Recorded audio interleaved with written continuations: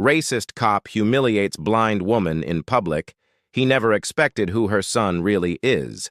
She couldn't see his badge, but she could feel the weight of his anger.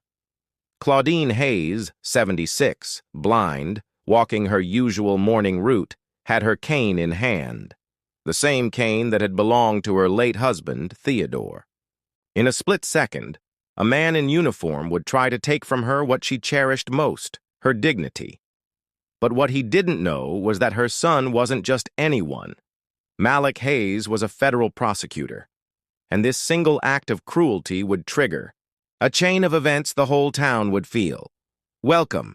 If you're new here, let us know where you're watching from in the comments and consider subscribing. Stories like this deserve attention. Franklin Square, Georgia, wakes slowly. Early mornings here carry a quiet rhythm, the wind brushing against sycamore trees, the scent of magnolia in the air, a stillness that only a few notice. Claudine moved through this calm like water. Blind since she was 48, she had learned to navigate life without sight, relying on memory, touch, and intuition. Wrapped in her faded lavender shawl, her cane tapping the cracked sidewalks, she moved with precision. Her morning path was familiar, past the bakery that smelled of cinnamon and fresh bread, across the little bridge splitting the square, past park benches she often stopped at to hum hymns softly. People knew her as Miss Hayes, but very few knew her story, the hardships she had survived, the courage she carried silently, and the son who had grown to serve in the U.S. Army and later become a federal prosecutor. Pride in Franklin Square wasn't worn. It was in the spine, in daily survival, in the refusal to let the world push you down. That morning, Claudine's hands gripped Theodore's cane, her steps deliberate. She didn't just walk. She owned the space she moved through. But that morning was different. A man in uniform appeared, his steps deliberate, the sound announcing dominance. His tone was clipped, almost polite, but it carried accusation. "You out here alone?" he asked. Claudine's response was calm. "Yes, I walk here every day." He laughed sharply, disbelief dripping from his voice. Then came the warning. "Be careful out here. The world isn't as kind as it used to be." Before she could react, he grabbed her cane. There was a tug, a moment of panic, and then a crack, a clean, brutal snap. Her cane broke in two, splintering under his force. The officer tossed the broken pieces at her feet like trash and walked away. Silence fell heavy around Claudine. She was stunned, humiliated, yet unbroken. Claudine picked up the pieces, placing them carefully on her kitchen table when she returned home. She didn't call anyone yet, but James Monroe, a young man, who ran the coffee cart by the bridge, had recorded the incident. Nervous and trembling, he handed her the video later that day. "I'm so sorry," he whispered. Claudine simply said, "It's not your fault." But it is someone's. 3 days passed. Claudine didn't leave her home. Her broken cane rested on the mantel, a silent reminder.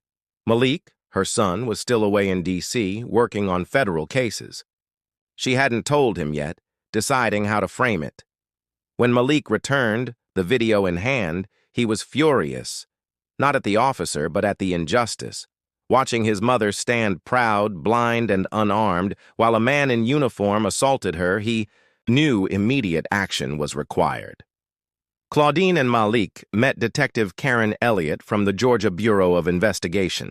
Malik's credentials and calm authority turned the investigation in their favor. They pressed charges, and soon other victims of the same officer began to step forward, inspired by Claudine's courage. Flashback scenes. Claudine's earlier life, her husband Theodore serving in Vietnam, her struggles after losing sight, the quiet lessons of dignity she passed to Malik. These moments highlight her resilience and the foundation of strength that made her unyielding. Back in Franklin Square, the community buzzed quietly. People whispered in hushed tones, observing Claudine differently now. Mothers, Young professionals and elders alike began discussing accountability. The town had begun to shift. At the civil oversight hearing, Malik calmly presented the evidence: the broken cane, the video, and witness statements. Officer Clean, once confident in impunity, faced the reality of the law and community scrutiny. Malik spoke. "This isn't just about one officer or one act. It's about power misused and dignity denied. Every woman, every elder, every black person who has been silenced, this is for them." Clips of community reactions, people stepping forward, speaking up, leaving notes for Claudine, carrying signs advocating justice. The ripple effect of her courage began to inspire the town. The hearing continued. Officer Clean's lawyer disputed context, but Malik countered with calm authority. The sound of the cane snapping echoed in the room as he played the video. Board members shifted uncomfortably. The tide was turning. Outside, Franklin Square transformed. Local news covered the story, social media amplified it. People began reclaiming their voices, challenging silence, and demanding justice. Claudine, once overlooked, now walked with a renewed sense of purpose. Her new cane, carved from polished oak, symbolized not only mobility but resilience, strength, and dignity restored. Malik addressed the press. "This is not just about a cane. It's about accountability, about standing up when systems fail. Justice begins with ordinary people refusing to be invisible." More victims of Officer Clean came forward, detailing previous injustices, all previously ignored. Claudine's story created the spark that ignited change. Flashback moments. Claudine teaching Sunday school, helping at the food pantry, walking the streets daily, emphasizing her ordinary life and extraordinary strength. Malik's leadership, calm and authoritative, pushed the investigation forward. Officer Clean was suspended pending review. Public attention and legal pressure forced accountability. Claudine's impact grew. Her story appeared on regional news, inspiring other towns and communities to reconsider the treatment of elders, minorities, and the disabled. Visual. Claudine walking slowly with her new cane, touching the back of a commemorative bench dedicated to her. Community members watching respectfully, inspired. Malik spoke. "My mother taught me strength isn't loud. It's quiet, steady, and persistent. Sometimes the smallest steps can spark the biggest change." The town responded. Kids, elders, and neighbors showed renewed respect, not out of fear, but understanding. Claudine's quiet dignity became a lesson for everyone. Community members, young and old, shared their stories, reclaiming voices that had long been silenced. Claudine and Malik's actions inspired a local movement of accountability and awareness. Flashback montage.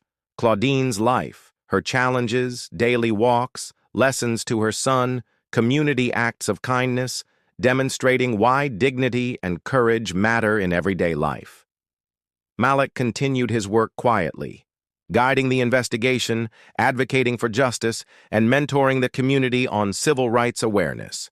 Claudine Hayes' story became a symbol, not by choice, but through her unwavering strength and her son's determination.